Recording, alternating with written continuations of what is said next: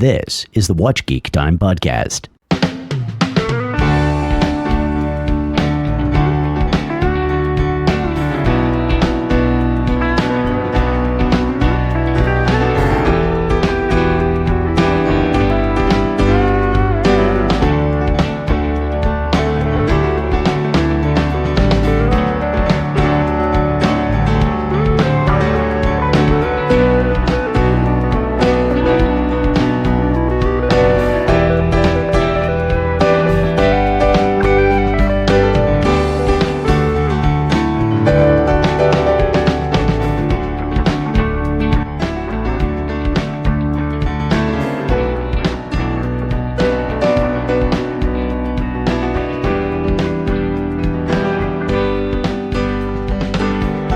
Sometimes I just kind of go, hey! And then you start. Yeah, and then I say, how are you, buddy? Good. Good to see you. Been a while. It's been way too long. Hey, we got some new gear, so if we had... I've been told our audio is suck, so... It did. But we should be good now. You know what? I had to prove it to myself as the musician. Right. Hey, it's Scott Goldman with Watch Geek Time, and it's Tim Jackson with IndependentInTime.com. Hello! Hey, guys. Nice to be back. Oh, so much to talk about. We've been away too long, so we're going to dive right in. First of all, I had some notes here just to give some shout outs. Okay. Shout out to Cuckoo's Nest Barbecue. They listen to the show. All right. The guy knows how to smoke meats. All right, so send us some smoked meats, would you? Yeah. Shout out to my Uncle Brad, who's watched all the shows. Okay. All right. And shout out to Mitch and Linda Katz. Sure. Okay. Of Who you course. just... Yeah. Yeah. Okay. So you and I were having a conversation on the phone just the other day. We decided to Yeah. put a pin in it. So let's put a pin in it. Let's not even get into what we're wearing today. I think we got too much to cover. Unless you want to talk about what you got on. What do you got on? We can. It's an IWC. It's an IWC. Go ahead. Yeah, let's get the light out. Yeah. IWC Engineer. This is the reference 3227. So it's a couple of generations back. And it's put it in the Reminiscent of the 222. Here, you want to, should we go over here and take a look? Yeah. Did you get set up there? That's very nice. Let's get on over there. It's a little out of focus, but It should tighten up for us. No? probably no. Let's see, can we go that way? There it There. goes. Ooh, very nice. So the dial, you can see the date. Oh, it's got dial. like a checkered dial. Yeah. Very nice. Yeah, it's a bulletproof, engineer. It's the whole Everyday piece. Well, yeah, and also the whole idea was to make these anti-magnetic. Engineer. So it has a soft iron core around the movement, which means also it's a heavy watch. It's probably one of the heaviest watches I have. Stainless steel. Oh, wow. It is. Yeah. It is quite heavy. 42 mil, but it's screw down crown, and it's I wear it solid back. So when you say a soft case, like is it the Faraday type of case? Faraday cage. Faraday cage. Yeah. So Yeah. just like a Milgauss kind of Correct. setup. And Yeah. I never knew that that's what the engineer. I didn't know. Yeah. Engineer. So IWC has been making these an engineer model for I think since the 50s, if I'm correct. Oh, that's really gorgeous. Yeah. Anyway, that's Well, that's what you're wearing because I'm. We'll get to here. We'll get to my. you really want to talk about that? Yeah, my debacle. Not really. We can talk about it for a sec here. Let you line it up over here. All right. Don't undo it because it's a pain in the butt. Well, but you won't be able to see it. Oh, okay. Well, just it's got a reverse tang on it. So just All right. yeah, which I've never understood why. I'm not going to even get into where I'm now at I with. see why you're saying don't undo it. Yeah. Yeah. Pain in the ass. Pain in the arse. Okay, here we go. Let's get you So straight on over there. we know what this is. So this is a Renaissance, yeah. and again, we're having some like. Technical hitches. There we go. With some of the listen, there's some glare going on with these pieces that we have, but this is a Renaissance. This is I guess I'll call this an avant-garde timepiece. Mm-hmm. I love the watch Yeah. when it works. Yeah, and I remember meeting Benoit in Basel World when he first announced this watch. And that's got to be like 20 years ago, because I think that's the same year you and I met. is it that long that he's had these out? It's scary. I don't think it. Well, Oh no, maybe. it's scary. Everything I've done lately, somebody says how long ago, I say this, they go, no, add 10. Speak for yourself. Okay, I speak for myself. I am speaking for myself and for Mr. Jackson. Always add 10. Right. All right, good. That's goodbye. All right. Now let's Enough get of on. Let's get on to some other really cool stuff. So, do you want to preface this about what's going on with what we're going to see here? Yeah, I mean, I can show some watches, and this kind of ties in with what we were talking about, which the subject of which we stuck the proverbial pin in yesterday. Good. Scott brought up, actually made a strong statement about guilloche dials, and one of the watchmakers that many of them work with do guilloche dials, but these specifically are examples of really good guilloche dials. I featured this gentleman, Torsti Lane, on our podcast before. These just happen to be two newer watches that I just recently received. This is his Gelidus 3 or GG3 Gelidus. Is this already for a collector, or is this for you to have? No, these are just pieces I bought. You'll stock. actually have in stock. Yeah. Okay, so let me just, folks, those of you who learn about the independents through us, the fact that Tim's got watches in stock, not normal. Okay, watches are ordered, created, and then delivered. Yeah. So for you to have these examples, which I'll come back to in one sec, I didn't mean to interrupt, but it's really important to note that for Tim to actually have the pieces to go is already kind of unusual. So yeah, and I mean, I like to have an example of, or a couple of examples of a watchmaker's work, if possible. Sometimes that's possible. Sometimes if possible, key word there. Okay, so we're cutting back to tell us about this. So this is it's the Gelidus guilloche 3. So meaning it's got 3 different types of guilloche on the dial, and this particular one has a 2-tone dial as well. So it's kind of fun. You got the outer ring. It's got the applied numerals, the Breguet numerals. You see that? I'm just moving around so you can get an idea of the guilloche. Beautiful. We'll probably do some interesting lighting here as well. So that gives a little bit more. Oh wow, you can really you can then really see almost all the purples that come out in that. Yeah. Does that pattern in the middle have a name? It does, and I think it's called La Flamme, if I'm correct. As opposed to the, I guess what would be the typical checkered or diamond pattern around the Arabics. You're going to ask me what this one is, and I don't. I don't have to, but I would be curious. This one may be a barleycorn. I can't see it from here. So, and the name refers directly to the style of the guilloche, and the collet that's actually in the machine. Yeah, the cam. Yeah, the rosette. The rosette. Whatever. So that's what creates the different pattern each time. The repetitive pattern. That's the guilloche. Because look at the small seconds at 6. Look at all the little all the second markers. That's insane. So that guilloche in the center is actually, he's brought that guilloche down into the second hand as well, in the second chapter. So that's the same. So let's move across. Well, we can probably have a quick peek at the back. Oh my goodness. Good God. So there's a lot going on in this one. Oh, is there? And this is all handwork that Torsti does in his workshop. The black polishing on the balance wheel and the escape wheel cocks, and the hand engraving on the bridges. No, that's done with a CNC mill to create that. Actually, yes, it's a mill, I believe, that creates that pattern. And the snailing on the barrels. Yeah, that's done, with a lathe and with his, by hand. So, the double snailing, that's really cool. But yeah, and there's anglage, and I don't know if you can see it. So there's the black polish as I move the light across. Oh my goodness. That's hardened steel.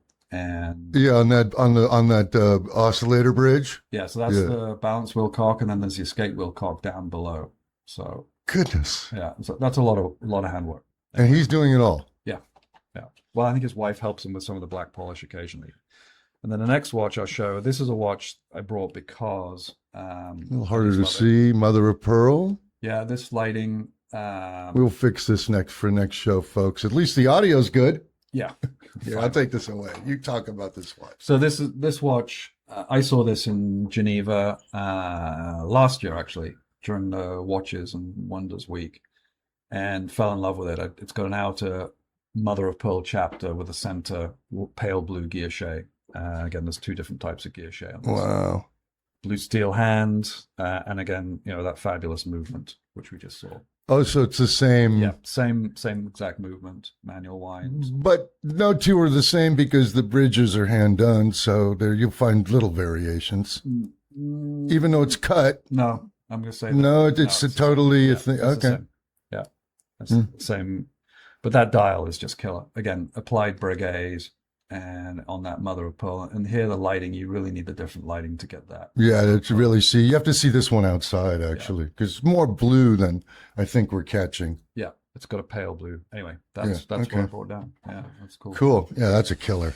So guilloche, that's what we were talking about yesterday. Right. So we put a pin in this because I was talking about the fact that... well, you made a big statement. Yeah, I did. I thought that Kari Voutilainen... Well, let me make the big statement and then I'll get smaller. My thought was that in today's independent world, and I think the conversation started because we said the independents are on fire. Yeah. Yeah. No mystery there. Right. And for any number of reasons, we won't even get into the statistics about it. We'll just set that aside. What I thought was interesting is there's two types, right?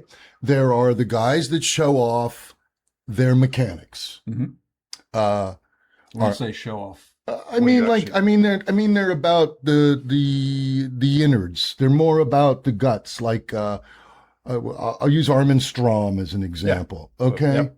Got it. The dial aesthetic is not so important to them, but there's other watchmakers like Ming, and I think the conversation went to the fact that a guy like Josh Shapiro was making these cool dials for that them. recent release we're talking about. Right. So I think that was where the conversation, we said we put a pin on it so we could talk about it on the show. So here's the conversation, I think, is that I thought that Kari Voutilainen had raised the game of dial aesthetics. Right. Due to? The guilloche and the level of finishing, and even the other dials that are not guilloche, they're like little pebbles from some guy's backyard in, in Kurosawa, wherever. It's a little bit more involved than that. Well, yeah, but I have the vision of this guy going into his backyard and pounding basil leaves into. It's abalone shell that's broken up, and then the little pieces are carefully laid, and then there's lacquer. That's a whole art. It's a whole art. No, it's a whole. Yeah. But that's again, but back to dialing. Yeah. Now, not to take away from the movement, the Van Weed is a gorgeous movement, finished perfectly, all that runs perfectly, all that stuff. But Kari's not about the goodies. A retrograde date is about or a GMT is about as goody as he gets. You're thinking about complications. We can call him that. I mean, I'm just saying. I'm call him that. Okay, but I'm just saying, like. I know where you're going with this. Yeah, they're more time only, his watches. They're not. He's got some complex watches. I'm not saying he doesn't, but for this. But you're also referring to the fact that traditional watchmaking, let's say, the dial, the face of the watch, the dial covers the front of the watch, and one gets to see it. You look at it, you look down at your wrist, and there's some information laid out, hopefully legibly, if the watchmaker did his job properly, and you can read it. What I think you're alluding to is that there's a number of, particularly in the independent sphere, there's a number of watchmakers who are designing watches where they're opening up the dials. You could call it semi-skeleton or skeletonizing. Or open working, whatever what do you want to call it? Yeah. Whereby you're starting to see some of the wheels, the gears. Many of them are even putting the balance wheel on the front of the watch, which traditionally would be on the back of the movement. So this is a development that, and I think, I don't know if I'm correct in this, but quite a lot of the watchmakers coming out of the Morteau school in France. That's definitely seems to be a lot of their work is doing this.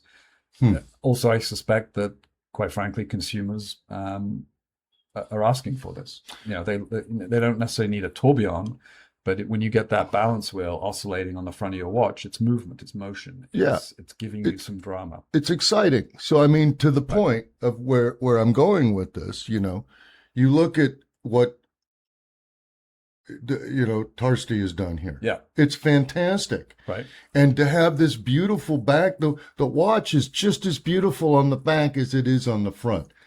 It's a time-only watch. I'm not taking away from the amount of work, but what is the star of the show is the dial. Yeah. Okay. Okay, so you get where I'm going with this. So, well, I think so. That's usually how it goes with you and I. We agree to just maybe agree. So we're gonna flesh this out. Well, okay. So again, and you had a guy up here. Just we'll take a picture. We'll see a picture maybe of it before we're done. But what was the name of that watchmaker you brought up before we started the show? Kluger. Yeah, okay. Matthew Kluger. Matthew, I'll put a picture of Kluger up here if we don't, because I don't think we have one ready for the show. But I'll make sure we get some stuff up on him because you'll give me some data on him. Yeah. That was what I was talking about. Right. Beautiful frosted. Well, I mean, I call it tremblage. You and I will have our discussion on that. But the beautiful tremblage dial that the guy had, which was exposing the barrel, which was directly connected to the power reserve with the beautiful chapter dial. I mean, here, I'll put it. It's here. I'll pretend it's here. Right. Then when I do the edit, it's right up there. It's there. Okay. Right. So that guy, while that dial's beautiful, it's not a traditional dial. Correct. Yeah. Dig in on me with that. Well, I mean, so I think this is, one could say it's a style, if you will. My background as a gemologist, jewelry has always followed the style in terms of design of the period, meaning that you could have 1900 to 1920s was sort of 1910 to 1935 technically be Art Deco. People recognize that, very dramatic, angular, bright colors, diamonds.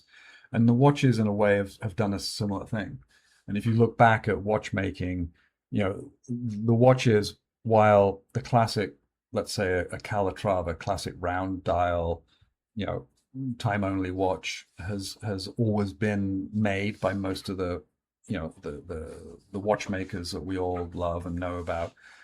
At certain times, there have been interesting, much more radical, much more avant-garde, if you will, designs. You can look at Patek's and Vacherons from the 50s, and you'll look at incredible lugs. And you know, I had that triple lug Vacheron that we showed several months ago. I've got an IWC that has funky lugs from the 50s. So there's always been a certain element of watchmaking that has been attached, if you will, to the style of the time. Sure, because you're talking about some Art Deco stylings. Yeah, and Art Nouveau. Or Art Nouveau, and those were sort of chasing, you know, I've seen even watches that Bugatti designed that were very Art Nouveau. So to that point, and I think I've even talked about the fact that my understanding is that Breguet started with guilloche as something to do to the outside of a pocket watch, which certainly looked beautiful and ornate, but it also kept the watch less slippery. Correct, and that was a very useful thing because you don't want your pocket watch, because you're picking it out of your pocket, to slip out of your hand. And he had so many watches coming back for service that had been dropped. Okay, is my understanding. So that makes sense. And it's interesting how guilloche became sort of this practical methodology and then became a decorative. Yeah, and it's purely decorative for the dials, and it's you know, arguably beautiful. I mean, I'm sure there are people that don't like it, but certainly Breguet used it extensively, as well as he did enamel dials. But you know, and that was taken forward with a number of other famous watchmakers. Obviously, George Daniels. You know, I think all his watches, bar none, have a variety of guilloche, and that was one of the arts in watchmaking that he taught himself and became an expert in. Well, that's such a great point, Tim. Wow, that 35th anniversary edition has like 3 different, maybe even 4 different Right, guilloche. So those dials are solid silver dials, and he and Roger worked on those dials. Did they turn the dials themselves? Yeah, 100%. Oh shit! And they do them in different layers. So there's different sections, and then they're sorted together after the fact, because they're on different layers. You physically couldn't do that as one piece. Right, yeah. It's like a Photoshop image where it's one piece sitting on top of another piece. Right. So you've got the subdial for the running seconds, and you've got the subdial for the date, right? And so the question is, how do they bring them together? Well, they're sorted together, they're sorted on the back, so because they're different levels, right? They're different. They're not flat. The dial is not completely flat. If it was completely flat, then they could do that. And there are many, Kari does, and the same. This one here, this has got 3 different types of dial, guilloche on the same flat surface. But what George did and Roger does is they take let's say the arc of the here's one Series here. 2. Series 2, yeah. Yeah, it has an arc for the power reserve. That's lower than the main level of the dial, so it's dropped down. Now, how do you get the guilloche? Oh shit, yeah, because it's actually set below. Yeah, it's set below. So they take that because piece. otherwise the hands won't clear it. Well, it's not about clearing. It's about he wanted to have some depth in the dial because it gives it some design and some drama, if you will. So he could have put it flat, but he didn't. Why? Because it makes it more interesting. But also that way you get the pattern going up all the way up to the edge, because he then solders the 2 pieces together, and you have this perfect edge. But where on this side of it? It's on the back side. So on the back. So yeah. Okay. And that's goldsmithing or silversmithing. Sure. On top of what. So that's, as a metallurgist, as somebody who knows gemology, that's a particular interest, I would think, because what a total art form that is. Right. And you look at people like the Struthers who, Dr. Rebecca Struthers is she was formerly trained as a goldsmith before even getting into watchmaking. So they make their own cases. They do, all this type of work. And that's what George had to teach himself, and same with Roger. And he just taught himself. Yeah, how to do it. There was no Google. So how do he worked? George, He's so funny. George worked in Clerkenwell in London, and that was the center of English watchmaking in London. So all around that area of London, there were experts whose family members had been doing this for generations, if you will.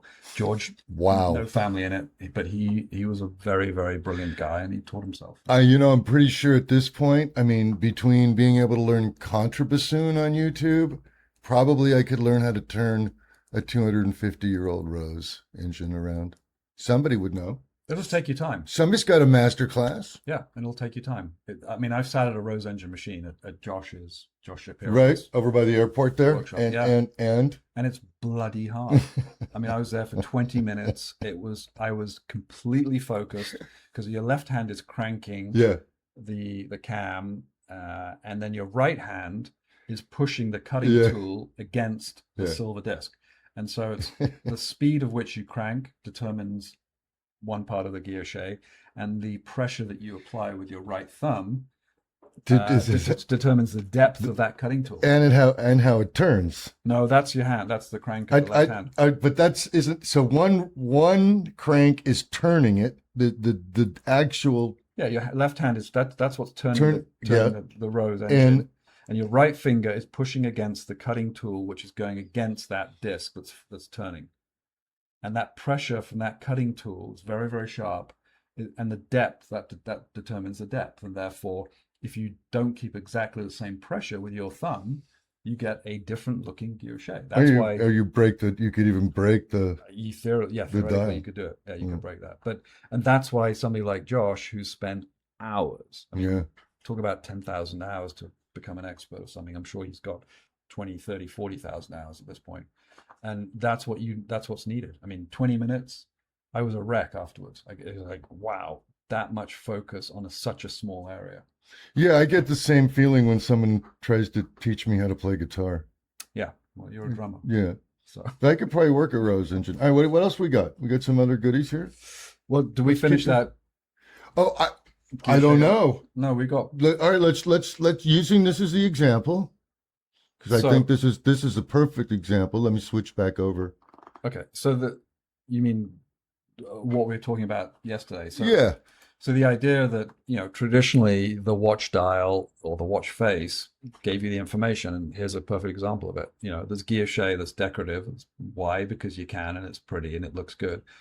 But ultimately, you're out of focus. I know. Ultimately, what you really want is to be able to read the time, and that's what a good watch does. Or if it has a moon phase or if it has a power reserve. Now, your point was that Kari tends to focus on a good looking dial, and obviously that's somewhat subjective, so we can talk about colors, but he uses a variety of different guilloches on his dials. Sometimes it's all the same, sometimes it's 2 or 3, and he lays out the dial in what might be termed as a very traditional way. What he doesn't typically do for the majority of watches is have the guts of the watch, the gears, the wheels, showing. And then, of course... Except for this one. Well, he did the inverse. Which will... Yeah. So his first watch with the Van Wheat inverse, not the first watch, but the first watch where he... And he had a lot of people say to him, dude, this watch is fabulous, but look at the back, it's killer. Wouldn't it be fun to wear it back to front? So Kari, being Kari, figured out a little bit of gearing, and he reversed the movement. So then you look at the watch, and you're literally looking at the movement, the balance wheel. You're looking at the winding crown, and then there's a little bridge across the middle part that then takes the power from the other side of the watch, if you will, through, so you can put hands on it and read it. Well, the other thing that's cool is when you actually look at what would, I guess at that point, be the back of the watch, since the hands are deciding that that's the front of the watch. The back of the watch is a tiny little second hand. Yeah, running second. Super cool. Yeah. So that's the unusual move for Kari to me.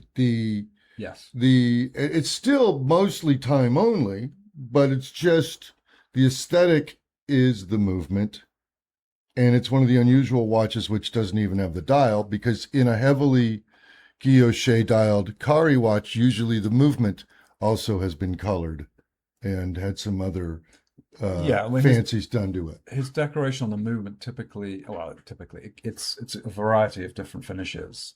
He does frosting on it. He does your traditional Côte de Genève or Geneva stripes. Some of them look like little flowers. They can really.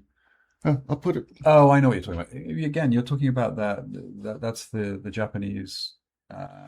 Right, but I'm just saying the movement is finished at that point, but it's still, for the most part, a time-only watch. And I think the juxtaposition was the Armin Strom, which now is not only a show-off of this dual harmonizing, the dual escapements. Okay.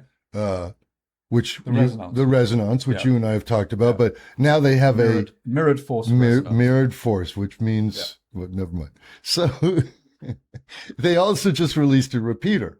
Yep. And everything's exposed in a super cool way. Yep. So but that's the DNA of, you talk about DNA of watch brands. Yeah. That's theirs. And Claude Geisler, who's the genius watchmaker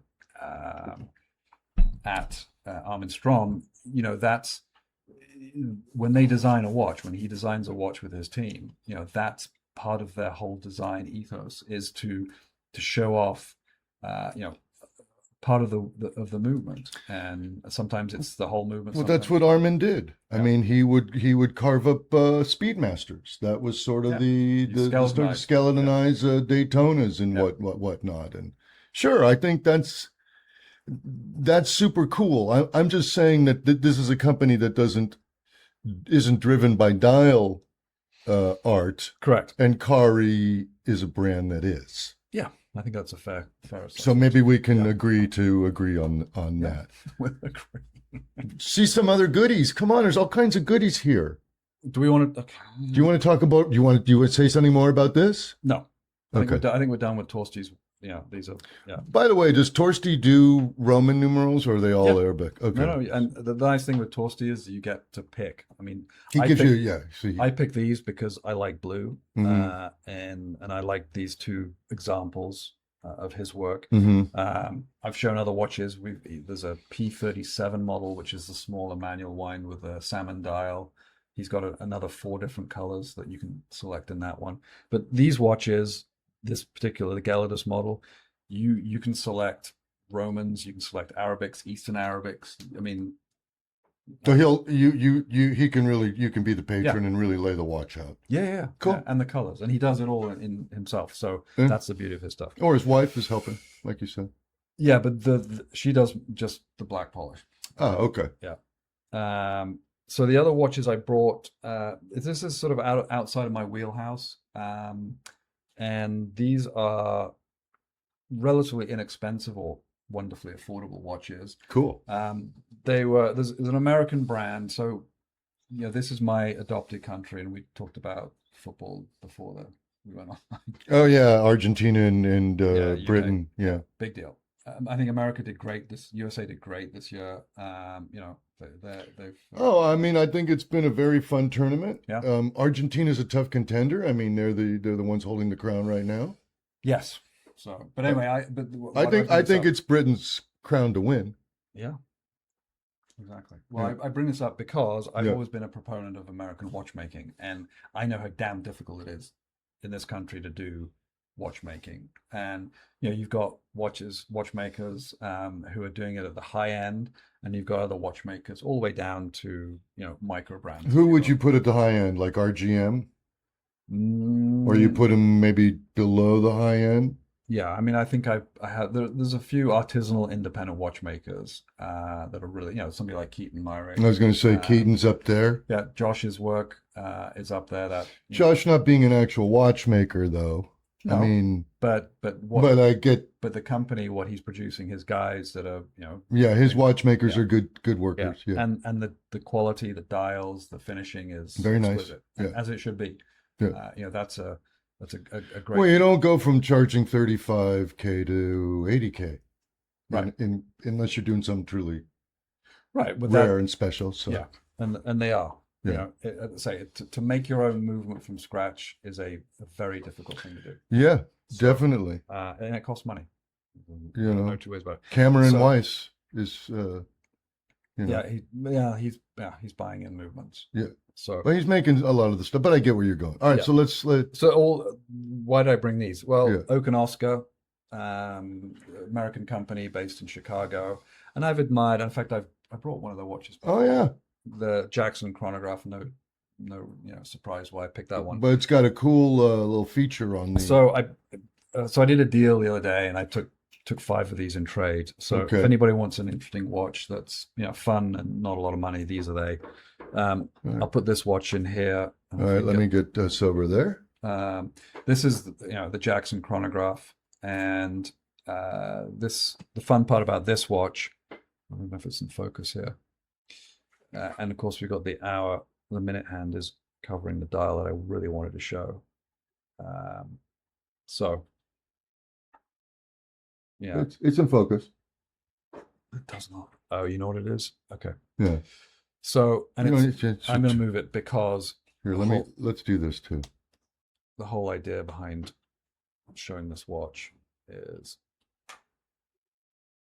Oh, that's right. It's got the cool feature on it. I'm doing this upside down. I can't do this. We got a little break here. Technical hitch. Okay. All right. Here we go. So, as you look at this watch, it's a 2, bicompax, if you will, 2 register or 2 subdial chronograph. So this watch, you've got the running seconds over here at 9, and at 3 o'clock you have a dial that I don't think I've seen this before. So this, I think I've only seen it on this watch. Yeah, and so Chase, who runs his company, he's the owner. He selected this movement, and it's an Eterna movement. And I don't know if anybody saw it. I noticed out of the corner of my eye, the minute chapter just jumped. And so over here, this dial, we have minutes and hours. So there's 2 hands there. And if I tilt it, you may be able to see there's a small white hand, which is the hours, running hours. And then the black hand is a running minutes, which just checked over to 20. But it's not a creeper, it's a jumper. No, it jumps. Yeah. Which is slick. Yeah. And it's also a flyback chronograph, meaning you just push the reset button and everything resets to 12 and keeps It running. keeps running. That the whole concept of the flyback was designed for pilots. So is this an Eterna movement that they take in and do modulizing to it, or does it come from Eterna No, it comes with this functionality? Yeah, it comes from Eterna. It's a column wheel chronograph, and you can see the It's actually column- pretty well finished. You can see the column wheel there down at down here, the other side. The end of my Yeah, I shirt. can see that.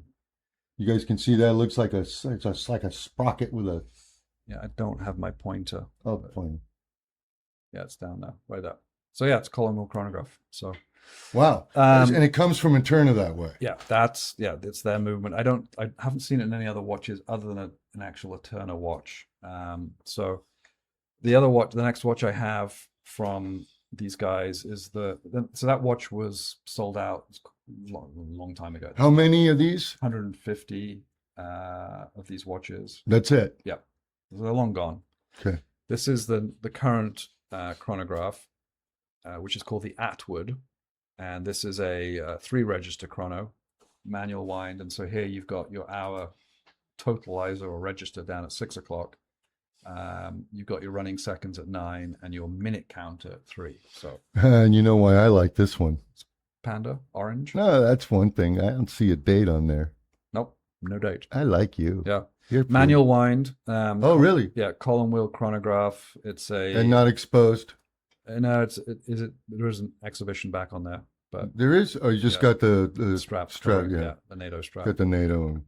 But a cool watch. And not a lot of dough. No, I think that retail. I mean, this watch you can buy new. It's $24.50 or $26.50 if I remember. I don't know the exact price. Either one of those. I think it's $24.50 on the strap. Who carries these? They sell them direct. There's no. They don't have any retailers. But a watch like this, if you're interested, let me know. It's a lot less than the retail price because it's a used watch. It has a few little light scratches on it, but nothing terrible. It's got the original box. Papers. Same collector? Yeah, all one collector. Oh, that's cool. Yeah, original. Yeah, original owner. All right. The other watch that I would show, which I like, I thought this was a fun piece. This one's called the Sanford. Chase happens to name all his watches, which is kind of cool. This is a GMT watch. Doesn't have much anti-reflective coating, but you can see here it's you've got the GMT hand, which is actually hiding almost right behind the minute hand up at 11 o'clock. So you got the triangular. Yeah. So that's your GMT hand. And how do you move it with that crown there? No, so that's you quick set. You move it with this crown. This is a regular crown. This crown here, as you unwind it or unscrew it, I should say. It'll move the outer ring. Yeah, you can then have 2 time zones. Oh, that's kind of cool. So you could keep the 24 at 12, and then you got your home time.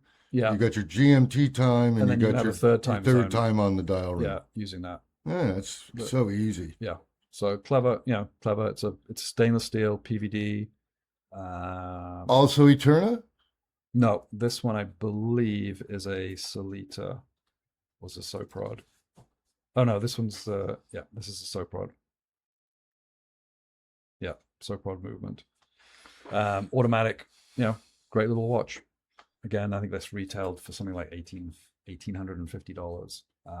Long sold out. I think you made 100 of these. What are they when they go and they buy the Soprods? Are they the GMT Soprods, or are they? Yeah. Okay. It's so what Chase does is he and his team design these watches, and then they work with a company in Switzerland that supplies the various different parts, and then the watches are the parts are sent to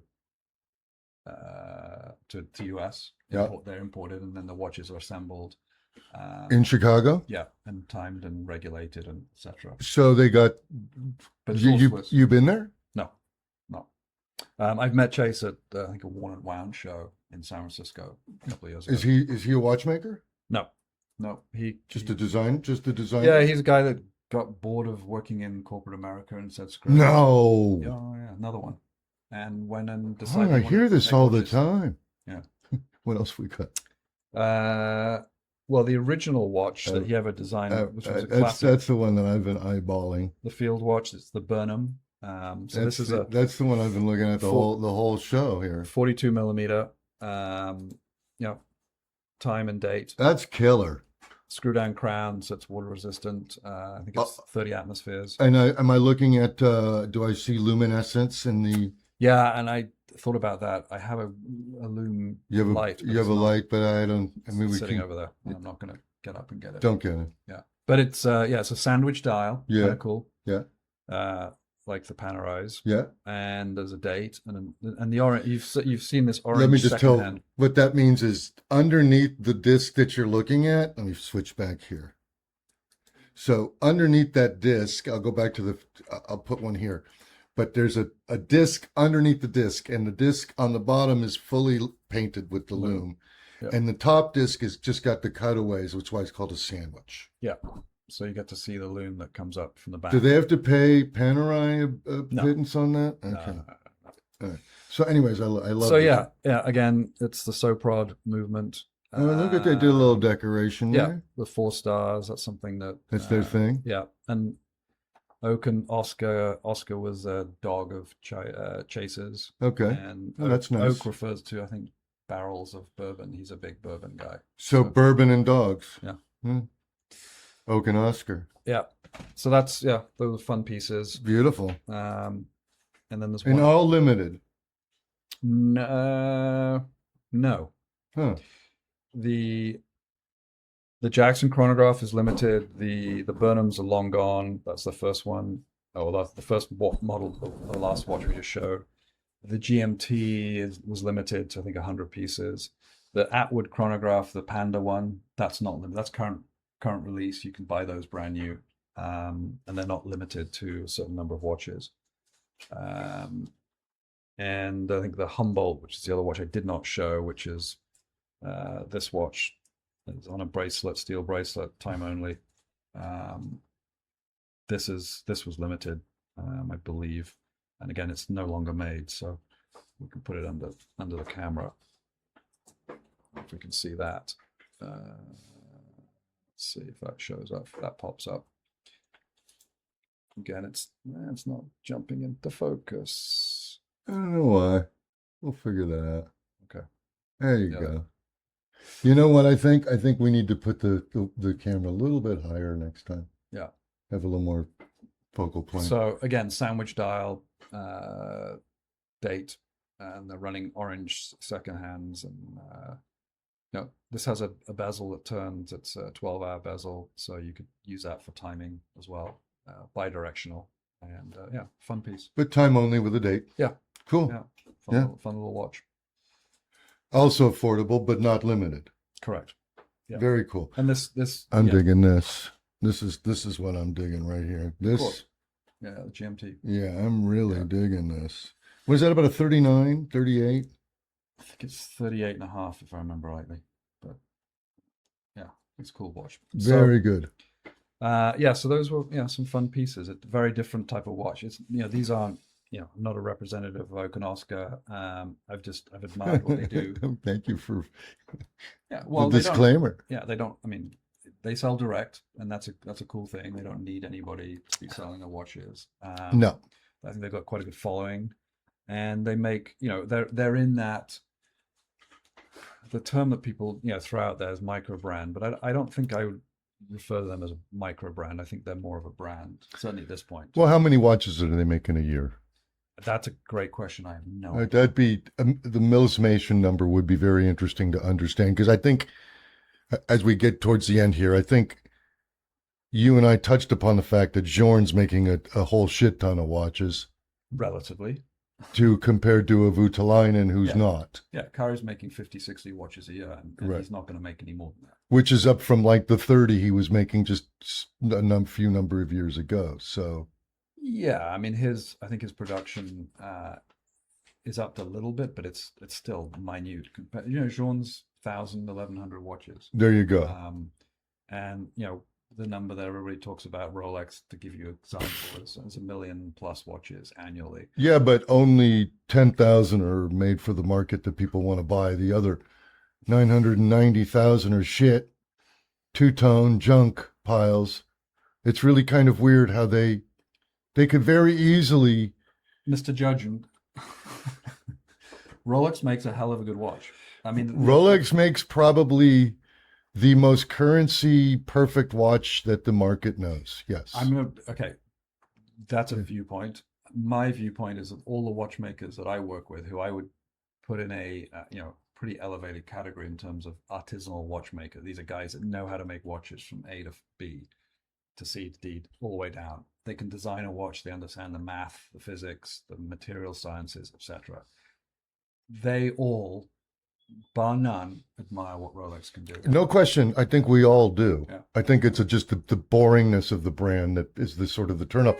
Yeah. But to your point, when I went to visit Martin, Martin Braun. yes, Right. and all of his, he had 4 or 5 watchmakers, and they all wanted my GMT. So you're right. Yeah.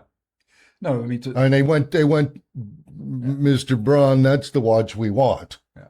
Yeah. So from on industrial scale manufacturing, that's what Rolex is. Let's not kid ourselves. There's no artisanal. There's no, well, I mean, there isn't any. there is, it's not artisanal. No, not on any level. It's mass produced, relatively, again, mass produced on a in a factory.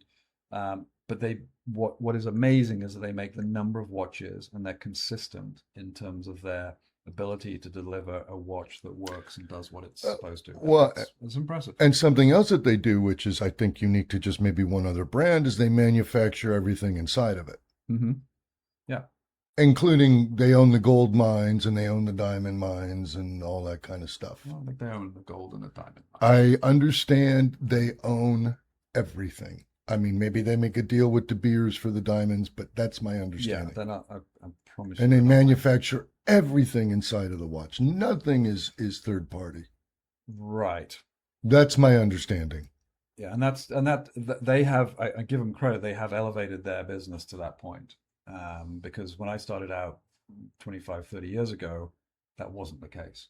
And I was in a watch case manufacturer in La Chaux-de-Fonds, courtesy of, I think it was Ulysse Nardin that was taking me there, because that's who Ulysse Nardin used for their gold cases.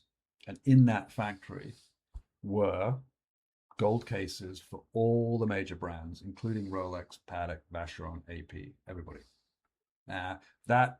So Rolex. So this company was cutting those cases. They were making those cases. Yeah, they were milling them from 18 karat gold or platinum or whatever it needed to be. And I mean, I saw trays of them, and these were Rolex day date or president Or cases. whatever they were. Yeah, men's, ladies, Patek cases. They were, all the brands were coming out of that one factory. Now, And this is a couple decades ago, though. Yeah, this was, yeah, exactly. Tell me one more. Where were you? Le Chaux-de-Fonds. Le Chaux-de-Fonds. Yeah. Okay. So, one of the great, Swiss watchmaking towns. There's an awful lot of. Oh, I mean, it's there's Val d'Ajou. There's there are these pockets of places that are just this is synonymous with watchmaking. Yeah, this is the Jura area, which is the northwest of Switzerland. Yeah. So, yeah, we've probably done it, right? Oh my goodness, we've really covered a lot of ground. Hey, it's Tim Jackson with Independent in Time. If you saw anything you like, one of these Oaks and Oscars, you can't have this one because I think I'll be taking this one. What else we got? I'm not going to grab at those lanes. That's it. That's good enough for right now. Yeah, but there's plenty to talk to Tim about if you're interested. I'm Scott with Watch Geek Time. We got to come back and do another.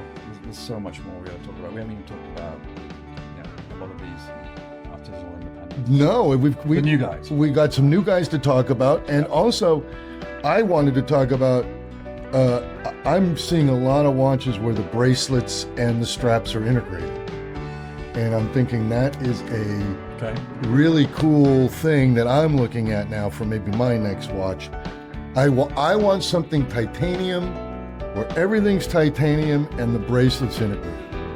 All right. That's what I'm looking for. Roman Gautier. Oh. Sealed by Roman Gautier. Let's see. Watch or house? Watch or house? Okay, watch or half a house? Yeah. Watch or half a house? So, anything you liked? give this man a call. Yeah. IndependentInTime.com. I'm Scott with Watch Geek Time. We appreciate it. Peacing out. Yeah. Great to see everybody, and thanks for tuning in. And we'll be back next week.